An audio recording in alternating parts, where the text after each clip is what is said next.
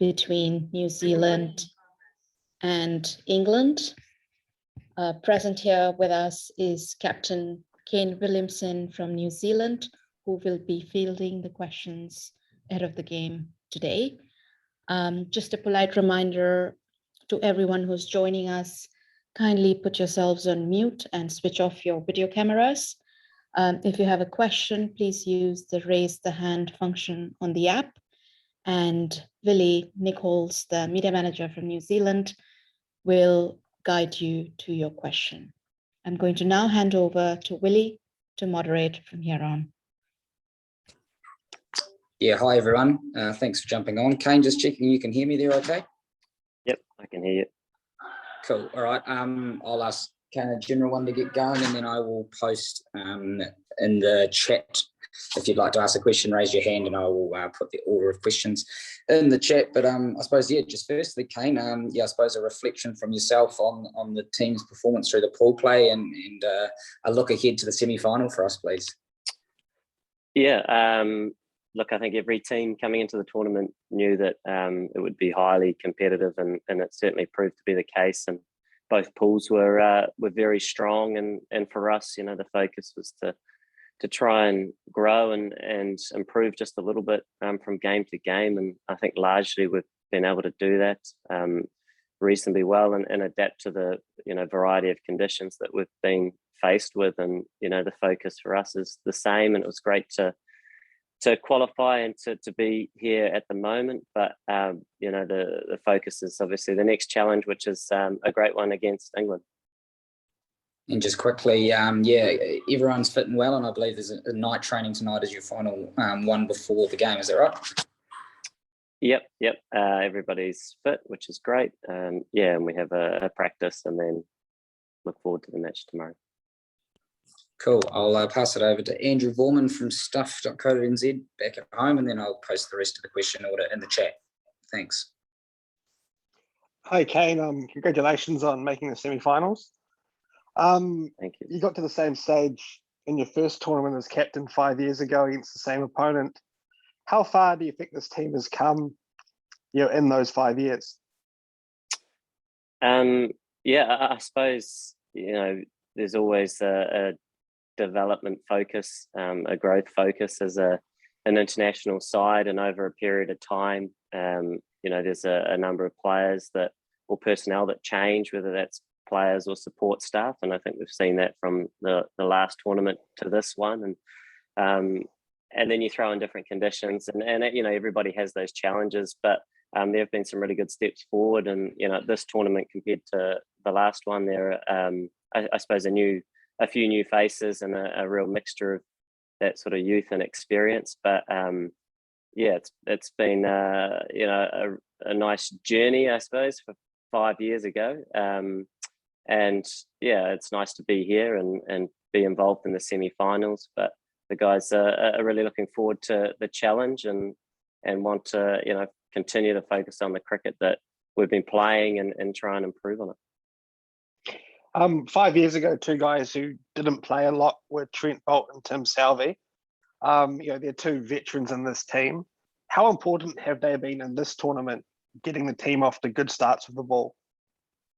Yeah, they've been brilliant. Like you mentioned, they've been involved in the team in all formats for a long period of time, and really experienced operators for us, and you know, experienced in terms of playing in all different conditions, and have been executing their skills beautifully and performing their roles to the highest standards. So have been doing a fantastic job for us, really leading our attack, who have been performing well and adjusting well to the different surfaces that we've been on, and you know, a real strength in our side. And just lastly from me, you know, why do you think you're going to be able to get the win tomorrow night? Why do we think? Yeah, why? Yeah, I suppose whenever you play a game of cricket, you're focusing on, you know, the important parts to your game that give you the best chance, and no doubt England will be doing something very similar, and you know, both teams have been playing well throughout the tournament, so it should be a really good game of cricket. coming into the competition, every side's got match winners, which makes way for a really exciting event, and we've seen that throughout the last sort of 3 weeks. So it's great to be here in the finals, and for us, it's going out playing our game, expressing ourselves, and committing to those little things that give us the best chance. But England are a very strong side and have been playing really well, so it should be a really good game of cricket. Cool, thank you. Hi, Kane. This is Deva from Cricinfo.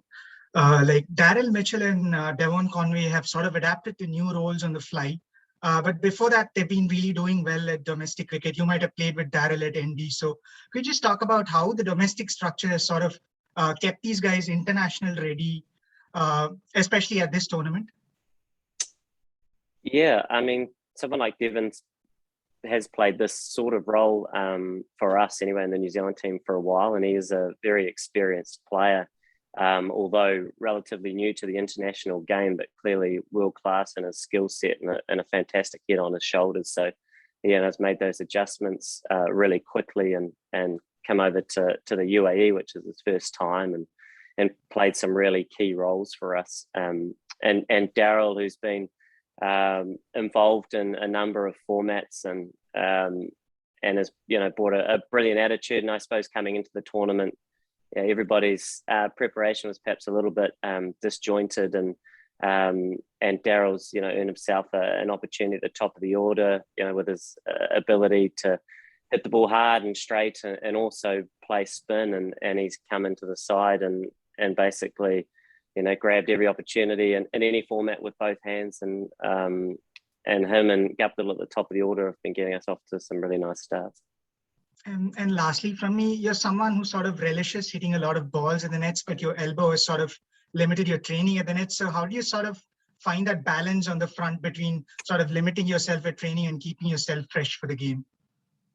Yeah, that has been a bit of a challenge for me personally, and the balance between the loading of the elbow and things like that to try and stay as fresh as possible for the game. So it's been a bit of a delicate balance to get my head around, and I certainly look forward to the day that it's gone and I don't have to worry too much about it. But as it stands, it's it's a topic of discussion, and just trying to work closely with the physio to make sure that in the games you're as fresh as possible. But it's had an impact in loading, which therefore means training's sort of been a little bit a lot less, to be fair.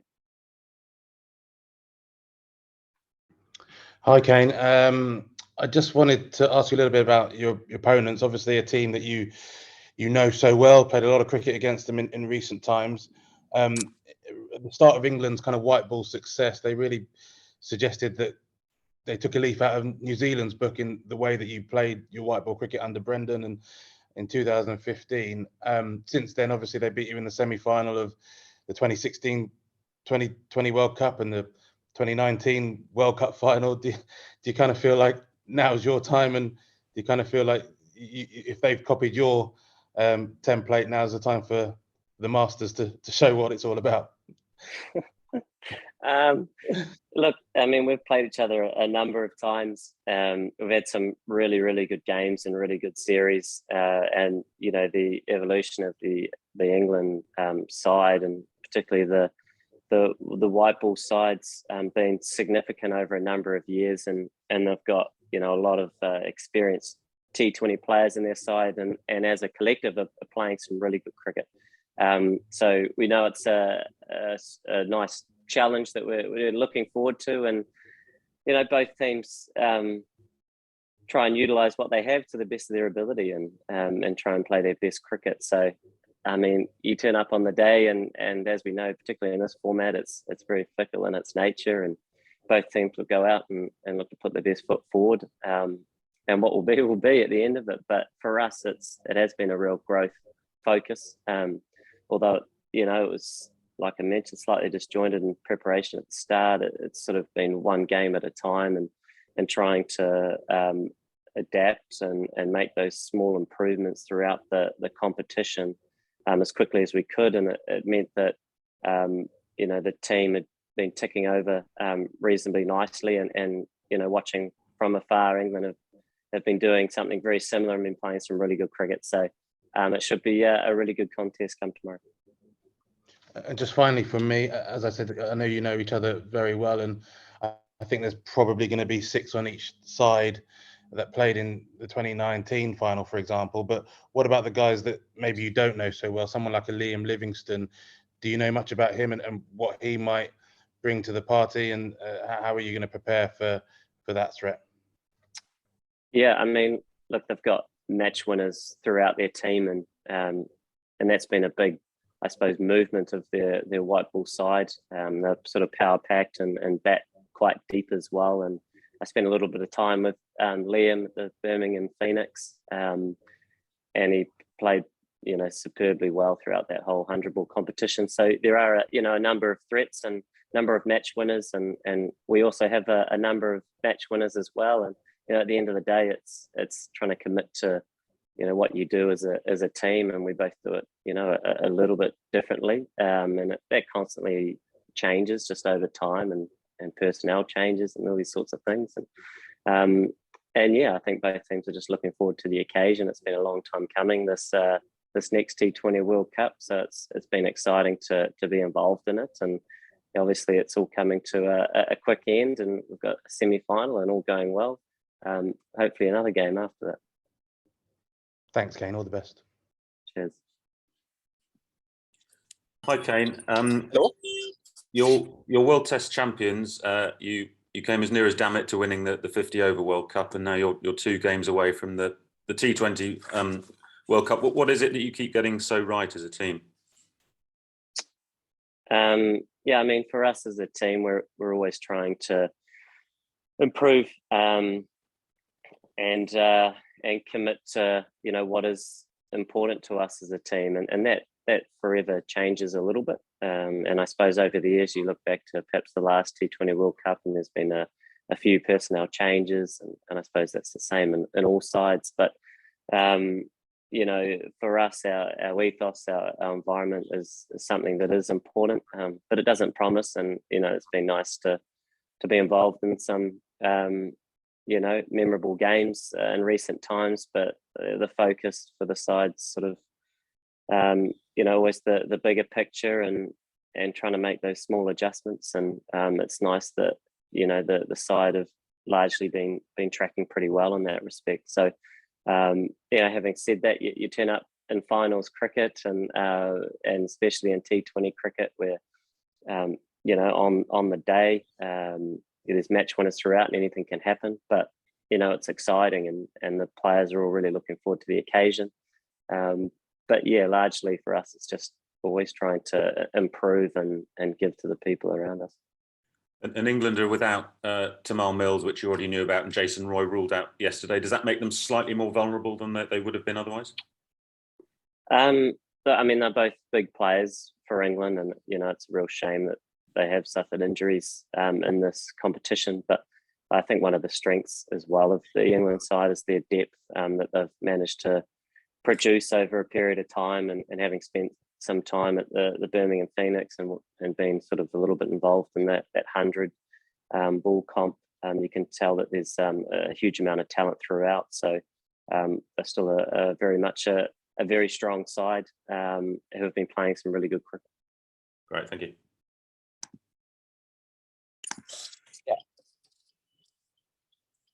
Yeah, hi, Captain. So my question. So first of all, congratulations for reaching the semi-finals. My question is to you: the momentum which New Zealand team is in for the especially last few ICC tournaments. So how you feel special to lead the particular side, this special group of boys from New Zealand? How you feel as a captain to lead these kinds of guys? You're the players which you are leading right now. Yeah, I mean, a great group of players, you know, in all the 3 formats. There's a lot of buy-in and a real common goal, you know, amongst the guys in the group, which, you know, you feel fortunate to be a part of. And it's also great that there are also a number of other leaders in the group that offer so much and help drive the team forward. So, you know, it is a real collective effort, you know, and that support staff included. Hi, Kane. If Jason Roy hadn't got injured, you'd probably be able to plan with a fair degree of certainty for what team England were going to pick. But without him, they're going to be forced into a reorganisation, and you're not quite sure what that's going to look like. So has his injury, obviously it's weakened England, but has it also made your approach to the semi-final, your tactical planning, more difficult? And if so, how? And if not, why, I suppose? Yeah, you're right. I suppose whenever there's an injury, there's someone else comes in, and you're not to know who they are until the toss. But look, you try and prepare and plan as best you can, and then when you go out there, you're sort of competing in the moment, and that's kind of all that matters then. But Jason's a big player for England, and has been playing really nicely and getting the team off to good starts along with Joss. But like I mentioned, the depth in the England side is one of their strengths, and we'll try and plan it accordingly to the best of our ability, but largely want to focus on the sort of cricket that we want to play as a group, and keep developing on that, as we've been doing throughout this tournament. Yeah. Hi, Ken. Ken, coming into this T20 World Cup, it was sort of predicted that given the conditions, Asian teams will be having an upper hand. But as we see the semifinals lineup, just only one Asian team is into the last four. How much do you think IPL has contributed in terms of sort of nullifying the conditions factor? Yeah, I mean, the IPL and I suppose the other franchise comps, but certainly add a lot to the knowledge of the players from all countries, and also add to the experience of being able to share. And I think we've seen in this tournament, and we certainly saw in the second half of the IPL, the variability and the surfaces, which, like you mentioned, perhaps lent itself more naturally to certain sides. But you sort of, in the moment, you compete in different games, and the margins are fine, and we know coming into this tournament that truly any team could beat anybody, and we sort of saw that throughout the competition, and there are some sides that perhaps were favourites coming into it and were unfortunate on their day, but I suppose that's tournament sport as well, and it made way for what has been and will continue to be a really action-packed and exciting competition. So it's great. We feel fortunate, to have got through the stages and been playing some reasonable cricket, and we want to continue to do that. Thank you. Good luck for the game. Thank you. Hi, Kane. Going back on those meetings with England, particularly. Sorry, am I too loud? Sorry. Oh, something happened. Jeez. I'll try and talk a bit quieter. No, just a blip in there. Just going to say, coming back to some of those meetings against England, particularly in the big competitions, and I suppose in particular that 50-over World Cup final, excuse me, you were extremely magnanimous after that defeat. But when you look back, does it still feel in some ways like the one that got away? Yeah, I mean, it was an amazing game of cricket, and obviously sort of late in the stages, it was highly competitive, and a few things perhaps didn't quite go our way towards the end of the game, and that's sort of the way it was, and naturally there were some rules and all these different bits and pieces that fell another way and decided the result. But in terms of our commitment to what we wanted to do, that was there, and that's how we like to try and measure ourselves. And I know there's that added context around finals and these sorts of things, and and everybody's got a different opinion on it, and to have ties and boundary counts and all these sorts of dramatic things that decide some matches or not so much anymore. But it was an amazing game to be a part of, and it's certainly all the guys that that when it does come up in conversation, it's looked back on fondly, and appreciate that experience. And although, at the time or the aftermath was very difficult to understand and perhaps didn't make a lot of sense, but it is what it is. And you sign up, you play by the rules, and then you move on and you look forward to the next challenges. And as a group, they continue to come thick and fast. And that's where we like to put our focus. And not long after that was, some test cricket focus. And now we're at a T20 World Cup, and, the cricket just continues to roll on. Look forward to it. Thanks very much, Kane. Thank you. Thanks everyone for jumping online. Thanks for your time, Kane. Apologies to those who we couldn't get to your questions. Thanks very much, everyone. Cheers. Thank you. Thank you and all the best. I also